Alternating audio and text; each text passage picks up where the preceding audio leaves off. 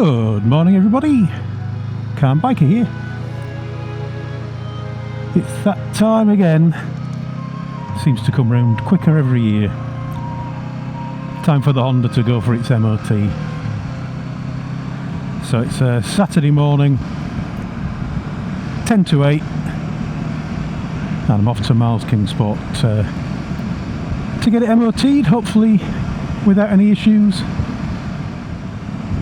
We're trying something new this morning. I've got a different battery in the camera.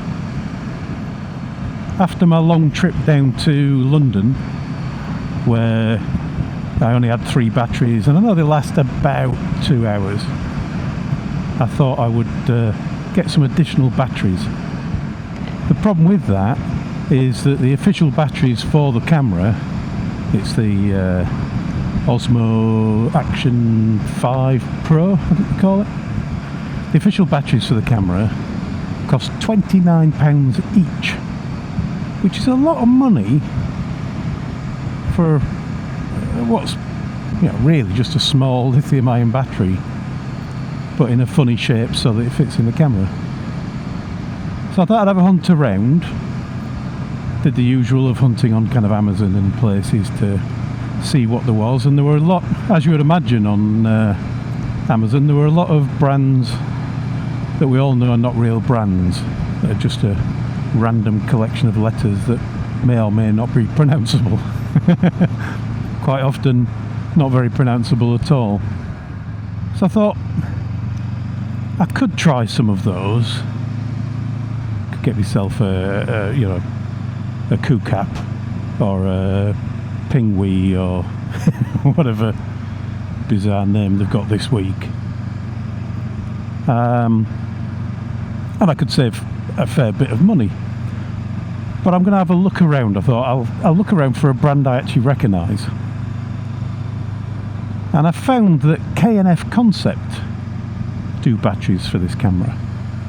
Now K&F Concept are just another Chinese brand. I mean, the camera's Chinese, the Kung Po's or whatever would be Chinese, you know, all these things are kind of cheap Chinese batteries, I suppose, and cheap Chinese things. Apart from the camera itself, obviously, and the DJI ones, they're not cheap at all.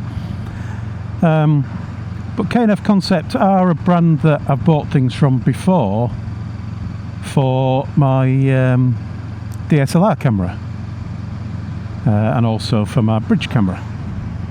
So I bought filters and filter connectors and that kind of thing, filter holders. I thought, well, might be worth a try. And they appear to have a website for a distributor in the UK. So I thought, well, I'll give them a try.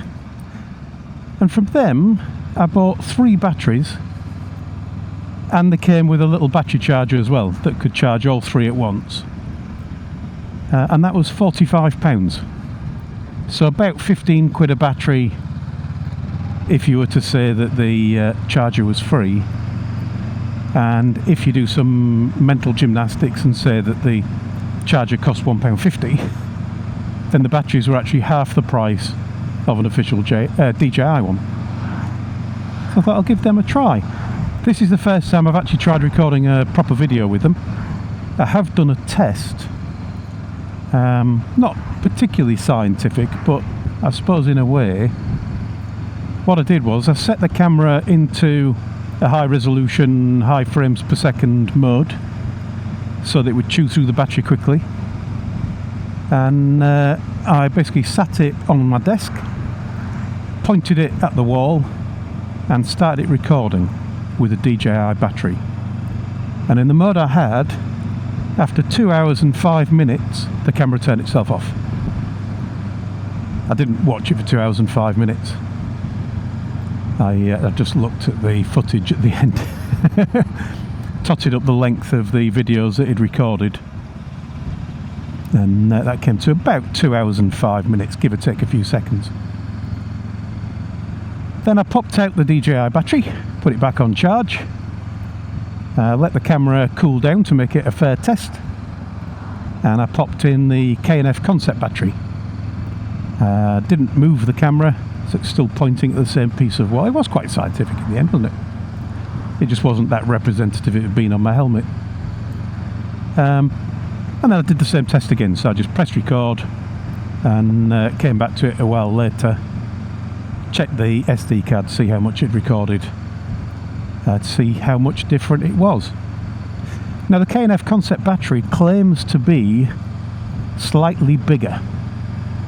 Not physically, obviously, it can fit in the camera, but slightly bigger in terms of its capacity.